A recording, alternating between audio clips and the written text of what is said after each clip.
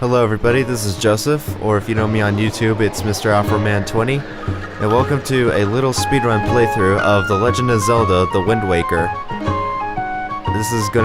I'm going to be playing this on the North America version.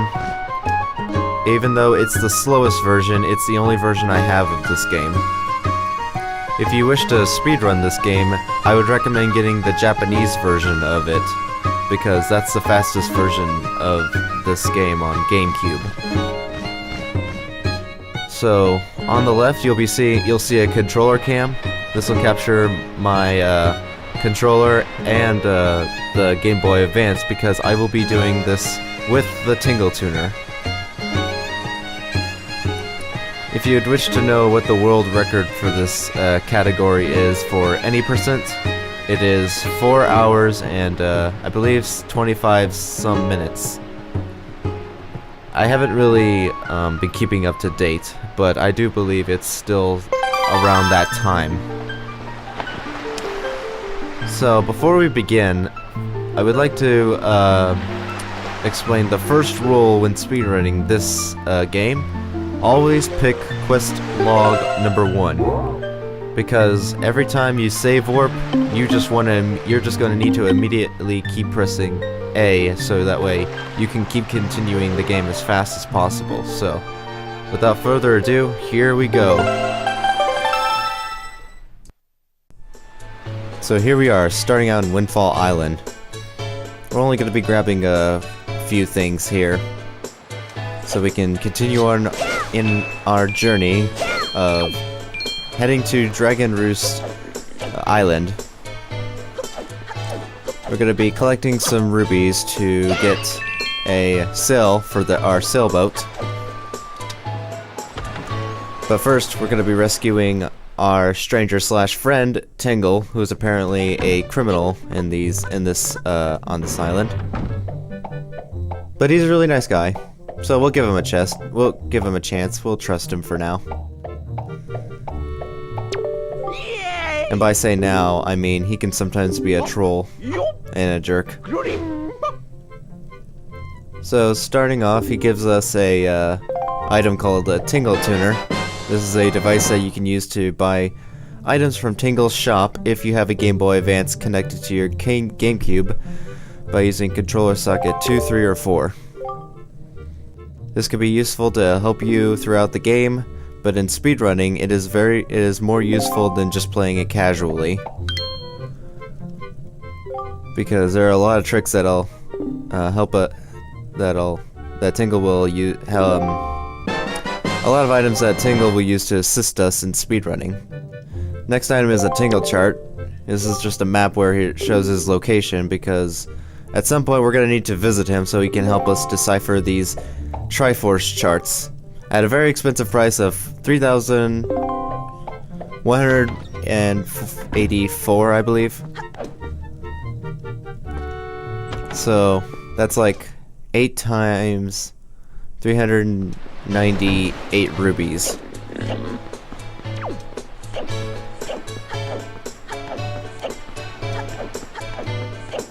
My math could be wrong, but I'm pretty sure it's around that amount.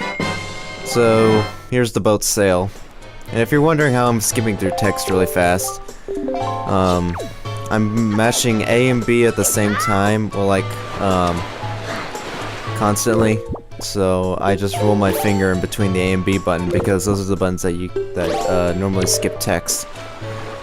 Interesting thing though, the Japanese version of this game is 9 minutes faster in text, but it is a couple minutes slower due to the Triforce route. When you're finding all the Triforce pieces, it's actually a couple minutes slower. So this game is about like 7 minutes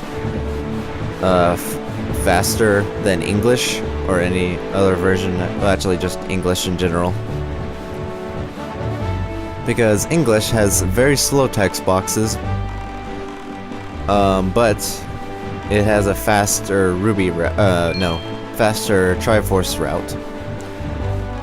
So right here we're doing this thing called sail pumping. It's the fastest way to sail on your boat. but apparently I'm really bad at it because I'm not comfortable doing it while pulling it out on the X button. The way it works is that you pull it out, then put it away right afterwards, and you have to time it right, or else the next time you pull it out, you might not get that extra boost of speed. So there's a rhythm when pulling it out and putting it away. So once you get to this island, you're gonna need to collect quite a bit of rubies, so that way you can use some of the items that Tingle gives you throughout this dungeon. And right here we get our item called the Tingle, the Wind Waker. This is a really broken item in the game because it contains quite a few tricks and glitches. One, for instance, is called storage. Now this is a very complicated but useful glitch in the game. To get storage, first of all, is by falling off a ledge by doing this thing called a Wind Waker dive. To do a Wind Waker dive, you pull out the Wind Waker on the first frame possible, and then you'll fall off a ledge facing the camera. So a ledge like this, where you get pushed off a rock, you'll guarantee to fall off and do the Wind Waker dive. And to get the storage, you need to cancel the Wind Waker on a specific frame before touching the ground, which I believe is the 3rd frame from the ground. And once you get storage, you can then activate it by pulling out the Wind Waker. And right here, we stored Link's animation of using the Wind Waker, but since we're in camera lock position, we're able to move around and controlling Link in a very bizarre way. Because depending on what Link's position is, like where he's facing on the compass, depends on where you're going to be moving. So if he's facing south, you push down, he goes forward. If you go left, you move, I believe, west, and so on. But it gets confusing every time you're facing a different position. So here's another storage glitch where we basically made Link invisible. The way it works is that we got storage, we stored a text box, activated it, and then stored something else when looking at the statue. Because we've already activated something that was already stored in, we replaced something else to store with in the internal memory, which is Link's character model.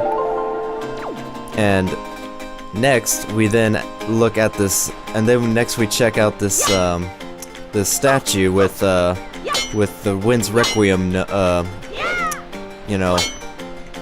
command melody. So we just learned the Wind's Requiem without, while skipping a cutscene. So we pretty much stored the cutscene and apparently the statue's, model. So it's no longer there, which is pretty funny. But we did learn the song. That's just another instance where we just stored something to replace what we already stored. Alright, so the next glitch is called a zombie hover. This does not involve using the Wind Waker at all. Basically what zombie hovering is that you die while hovering. So in this demonstration I am going to be killing myself with bombs. And then once we get to the last hit, I'm going to be using the Tingle Tuner to buy a Tingle Bomb, which is 10 rubies. And then, once I'm dead, I will be holding L and mashing A and B at the same time. By the way, you need to have the sword out, otherwise you will never be able to do this glitch. Because what's going to happen here is, by the way, I can also move around my target with the Game Boy Advance, aka the Tingle Tuner. So just to place the position of where the bomb I'm going to be placing right in front of me. And what's going to be happening is that Link will be gaining more and more height depending on how fast you push the B button, the A and B button at the same time to start the hover. And once you have that going, all you have to do is just keep pushing the B button as fast as possible.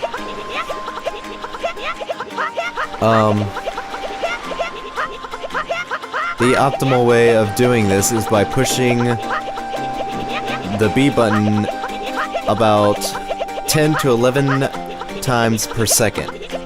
Any slower than that, you'll just start losing more height. So you have to push it really fast. And what's going on here is that we're in the dungeon right now. But I'll explain more about why Link is hovering when I do the zombie hover. So right here I'm just gonna kill myself again, but what's happening here is that the reason why Link is gaining height is because he's trying to do an air slash attack. And normally when you do one, he will gain a little bit of height every time you do a air slash attack. And if we start from the ground, we do a jump, like right here, so we gain more height. By the way, that's just a faster way to reach higher ledges than just grabbing them. But what's going on is that we're essentially just doing a bunch of jump slash attacks to gain more height per button hit for, you know, hip input. So that's how zombie hovering works. It's a really hard glitch because you have to do it. You have to hit the buttons so fast, like at least 10 times per second. So if you can constantly keep doing that, you'll be able to reach certain areas that you cannot normally get to at this point in the dungeon. Like for instance, we're gonna be skipping about like half of the dungeon here by doing this zombie hovering.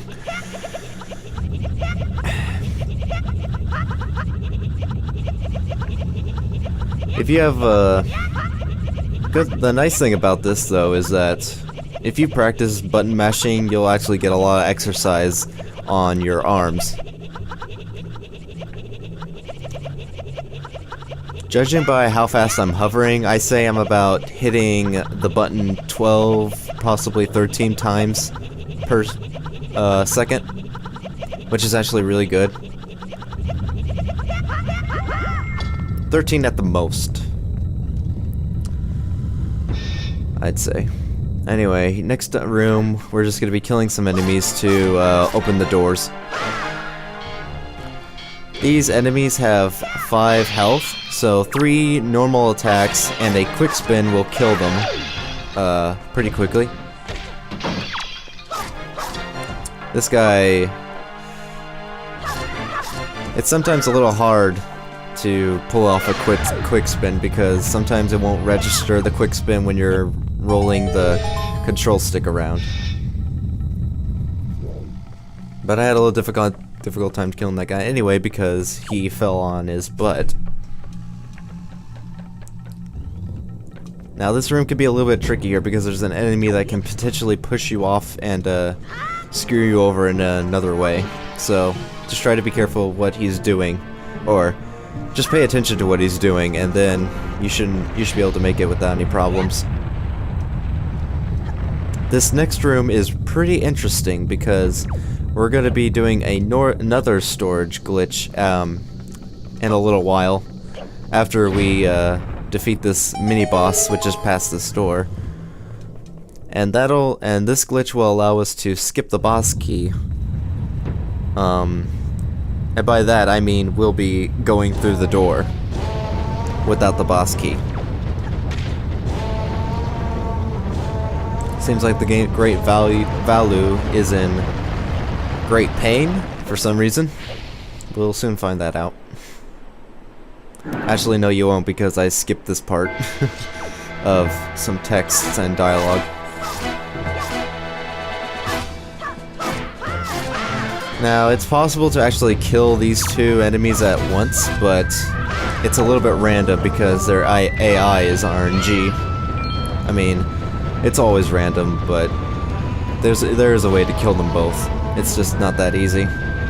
Now this guy, if you can attack him at a certain time, he won't bring up his guard like he is right now. Unfortunately though, I missed one hit, and then I would have done a quick spin attack, but still, that was a pretty fast mini-boss fight, regardless if I missed one hit. So skipping right along, we get the grapple hook from Medley after rescuing her. And what's gonna be going on? Well, we're just gonna keep moving forward. We stand right in this position because we can somehow still reach that point and grapple it. Normally you would stand on that ledge behind you, and it would activate a text box, but since we don't have to stand there, we can just stand right below it and skip it. Alright, now we're gonna do this next storage glitch called chest storage. It's a bit more complicated and a bit confusing too. What we'll do is get storage and then open a chest, and what's gonna happen is that we'll store what's inside the chest until we reach the next loading zone, which is the boss door. And there's a really cool side effect when you open this chest. Your hitbox becomes so small you can run up walls, like here, and clip through it. And then there's this little opening that you can, you know, jump right through to enter the loading zone. Now, unfortunately, the bad side about this is that since, you know, your hitbox is so small, you can't grab on ledges, unfortunately. So it takes a little bit of figuring out how to grab onto those ledges if you need to grab, you know, said ledge. But anyway, here's our boss fight. Our first one, anyway. Here's Goma. The route that works for this boss is grabbing onto Great Valu's tail, so you can get behind Goma the first time. Unfortunately though, I messed this one up, because the second swing, I wasn't supposed to appear in front of Goma. I should have appeared anywhere else but in front of her, because that'll just mess up the route, and it won't be fast. But luckily I come up with a backup strat, which I'll show you later. And during this time, I should have just kept moving to the left, or, you know, just kept rolling, so I would have appeared on Goma's left. But no, instead I just appear right in front of her. So we swing on Valu's tail like 3 times.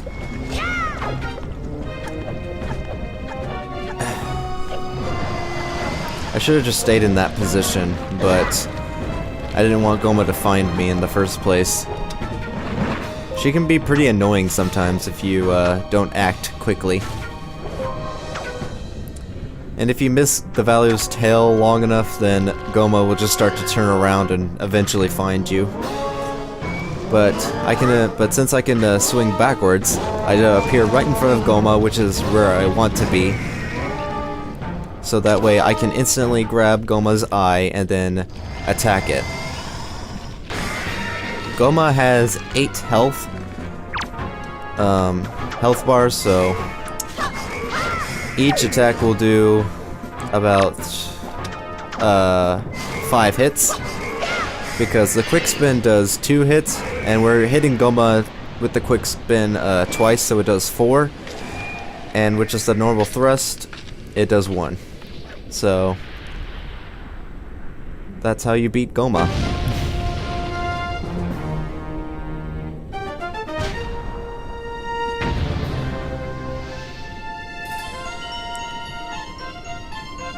Now, if you're wondering how many hearts we get in the Wind Waker any % category, basically just 1. We get only 1 heart container. Because at some point, we'll be heading to Outset Island to do Savage Labyrinth, which is a series of rooms, about like at least 50, 50 rooms full of enemies that we have to defeat in order to get this, I think, Triforce Chart. It's either that or a Triforce piece, I'm not exactly sure. Either one, it's required to get.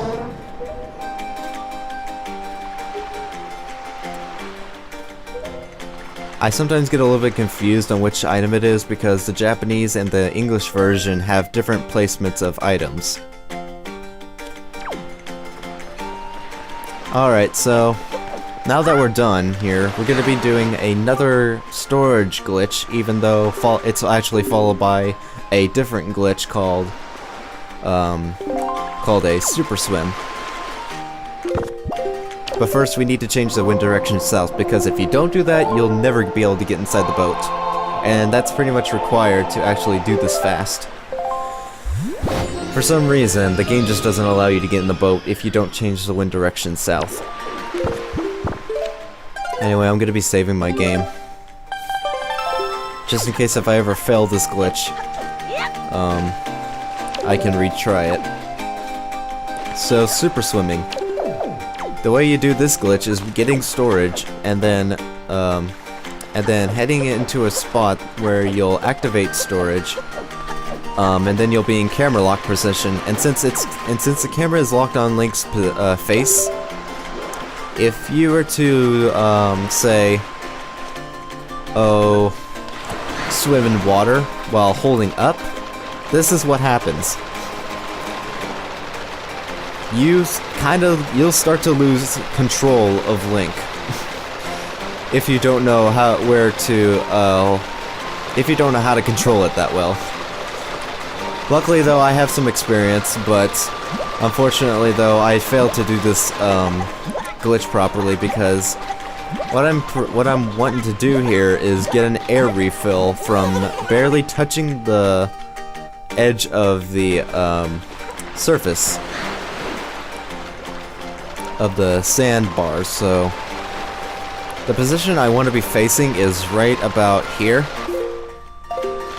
where that rock is, so that way I can guarantee get an air refill, which is what I got right there. So right now I'm trying to get out, so that way I can move on and charge up my super swim some more, and then head on to the next island, which is restricted because the King of Red Lions doesn't allow you to go anywhere you want until you reach a specific point in the game.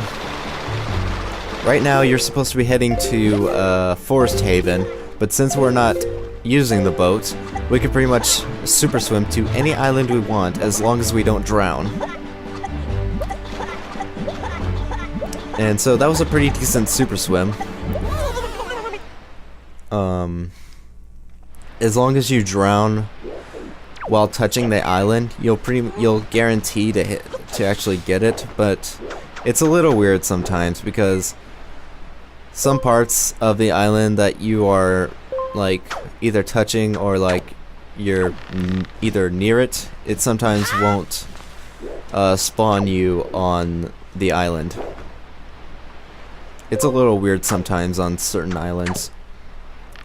Anyway, here's another glitch where we're going to clip through this door and go through the hole. It's, now normally you're supposed to have an item for this. I think the boomerang is what you need to solve this puzzle so you can open the door. But since we clip through the wall with the grapple hook, we don't need it. And then we get this, Triforce Chart early. This is 1 of 8.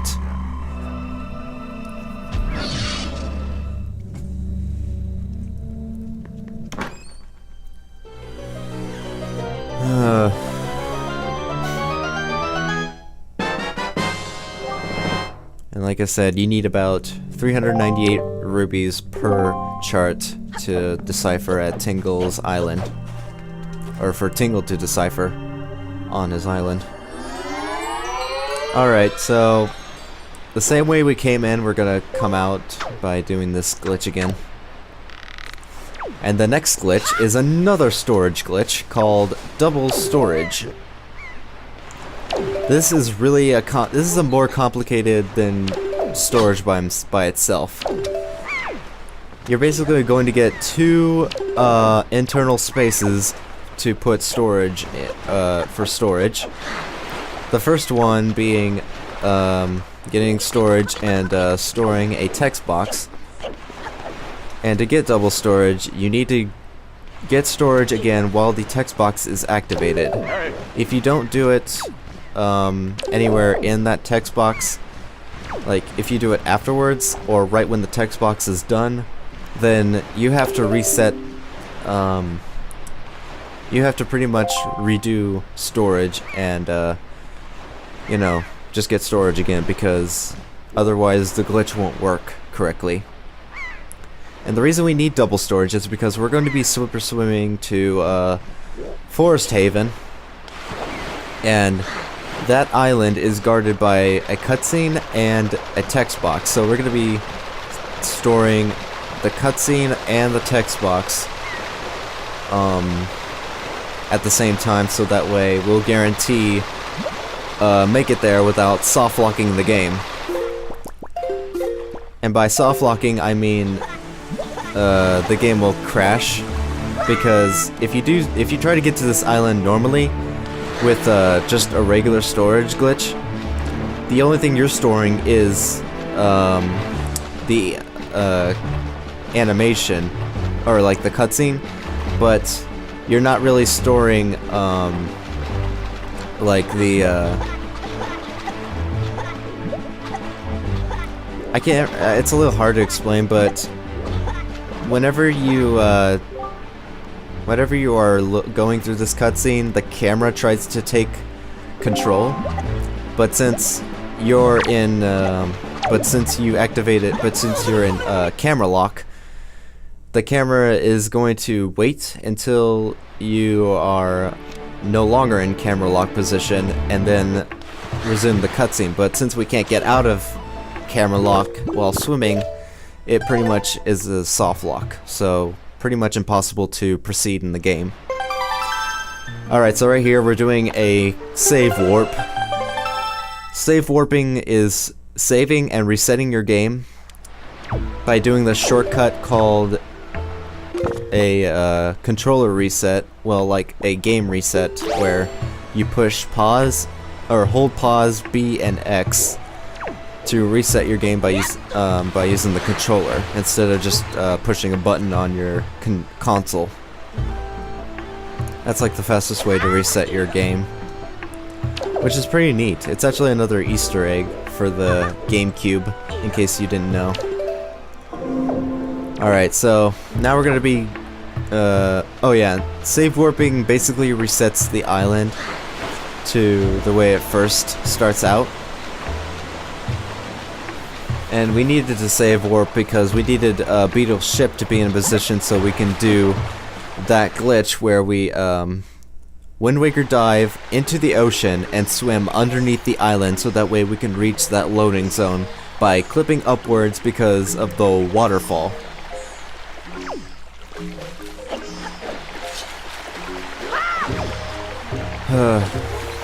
There are a lot of really cool and interesting glitches in this game. That's why I like doing this, that's why I like playing this game fast. So here's the Great Deku Tree, or Deku, however you want to pronounce it. I don't really care. I pronounce it my own way, so don't get mad. So we got a bunch of chooch jellies that we need to kill. A couple of quick spins will get rid of them. Skipping right along, we're gonna be heading up on top of the Deku Tree's crown, or in other words, branches, because there is a item called a Deku Leaf that we need to grab. And the way we get up here is by hopping onto these plants. I think they're called bulb plants, but I really don't know the name for these exactly, but we usually call them bulbs because it kind of reminds us as a Bulbasaur if you're into Pokemon. Okay, so here's our item.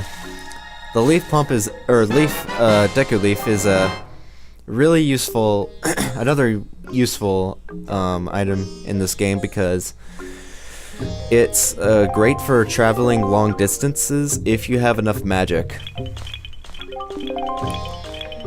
And there's this trick where we can maintain our height when using the Deku Leaf. And once we reach outside to travel to this other part of the island, I'll be demonstrating how useful it really is, followed by a item called a Tingle Balloon, which is an item from the Tingle Tuner that costs, I believe, 30 rubies. Tingle Balloon is an item that lasts for 5 seconds, and it allows you to hover in the air for, like I said, about 5 seconds. So it's really useful to getting into the forbidden woods. So that way we don't have to take the long route by heading to that island to the left, and then gliding over to Forbidden Woods. So after Tingle Balloon, we then do this trick called a leaf pump, where if you cancel the leaf and then pull it out quickly afterwards, like you put it away, then quickly pull it out right after, and then you'll do the leaf pump, so that way you can keep your height. You're basically gliding less fat. You'll basically glide slower, but you'll travel further. And we're gonna be doing that a lot, so that way we can reach certain places we're not normally supposed to reach, like that ledge we grabbed earlier. And also this ledge is what is also possible to reach if we were to leaf pump. Alright, so here's another room where we do another here's a room where we do another storage glitch. We're going to be doing chest storage quite a bit in this dungeon, because essentially we're going to be going backwards in this dungeon, which skips quite a bit of stuff, just like we skipped a bunch of stuff in Dragon Roost Cavern. We're gonna be grabbing the stick because we need it to destroy this eyeball that's blocking the doorway. Normally you would grab this Deku stick that's behind you, but it takes 2 hits to kill the eye by using the stick, as long as the stick doesn't fall off the edge, because that is possible to lose the stick after throwing it once, because the physics for the stick is pretty random sometimes. But fortunately the stick was nice to me, so it decided to stay right next to the door, so that way we can destroy this eye.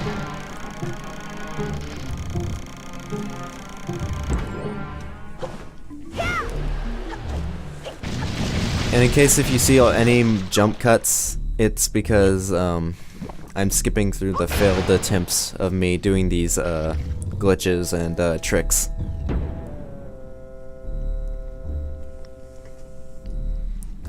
Alright, so since we still have chest storage, we're going to be walking up some walls that'll lead us to high places that we normally couldn't reach.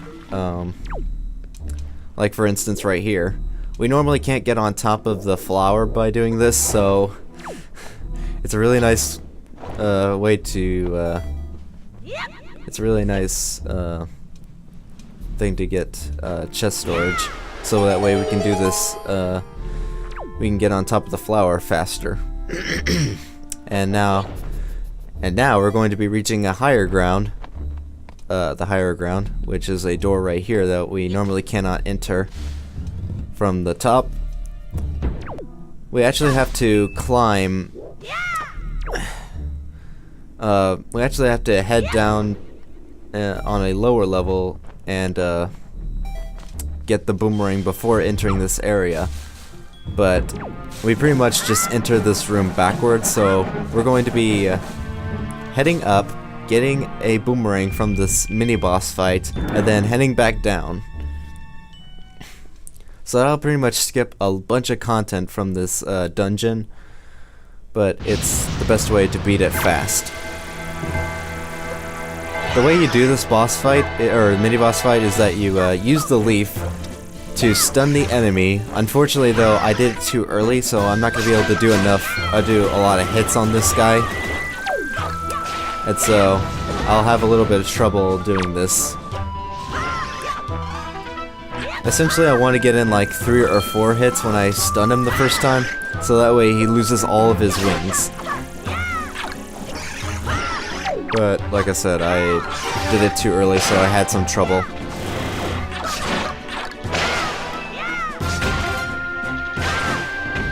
But it wasn't too bad. Could have been worse. Alright.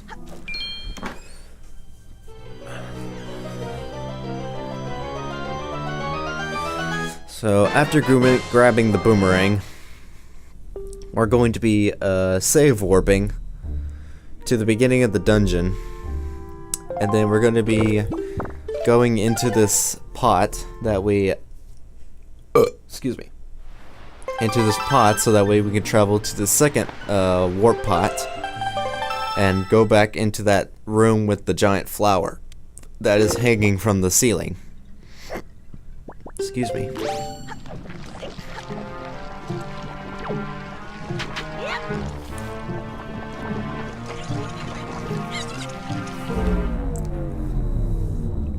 Alright, so we're gonna be going into our room so that way we can get chest storage again, because we're gonna be using that to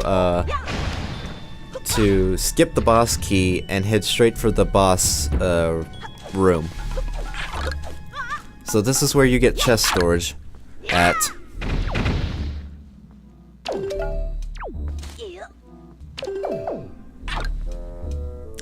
I guess, and one thing I will mention about chest storage is a different side effect depending on what chest you open. So if the chest that you open has a cutscene where it's just a dramatic cutscene of Link opening a chest, like for instance a chest that had the boomerang, if Link opens that chest while having chest storage, then the room will go completely black, because that's normally the effect that you get when opening a chest with a dramatic cutscene. So you'll be freely moving around, but in pitch darkness, which is pretty challenging, because since you cannot see anything, you have to pretty much use your map as your guide. But once you reach a loading zone or another room, the game won't be so dark anymore. And once you reach the loading zone, you'll pretty much get the item that you got from that chest anyway, so yeah. Ew. Callie, spit Makar out right now. Yes, this is the second boss fight, Callie. Not sure if I'm pronouncing it right, but I don't care, really. So, the only way we beat this... Well, actually there's 2 ways, believe it or not, to beat this boss. One way is to cut off his tentacles with the boomerang, or a more complicated and different route is by throwing bombs below the plant so it actually hits Callie from inside, or from outside rather, because the bomb has a blast radius, so it actually hits through the plant and does damage. But it's pretty specific where you throw it. Anyway, Callie can be destroyed by doing a 1 cycle full of quick spin attacks, and each quick spin does a total of 4 damage, so Callie has 16 health points. So 4 quick spins will kill Callie in one cycle. But yeah, it's pretty interesting that you are able to get bombs early and use that as your weapon to kill Callie. But it's pretty specific and also pretty difficult to learn the route of getting bombs early. Just pointing that out. Well, that's pretty much the end of this playthrough run. I hope you enjoyed this and thought it was interesting. If you are wanting to get into